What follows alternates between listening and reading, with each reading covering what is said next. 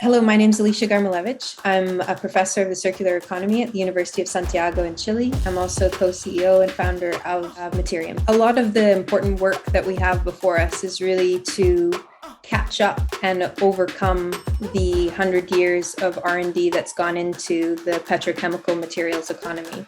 And we need to invent a new materials palette for the 21st century that is regenerative and goes back into nutrients after end of life. And in order to do that, we are looking at harnessing the most cutting-edge technologies, which include automation, robotics, machine learning, to be able to iterate and quickly develop material formulations that meet certain performance properties, and combining those technologies with an understanding of ecosystems and where materials and ingredients can be sourced from is how we create a more holistic understanding of materials development.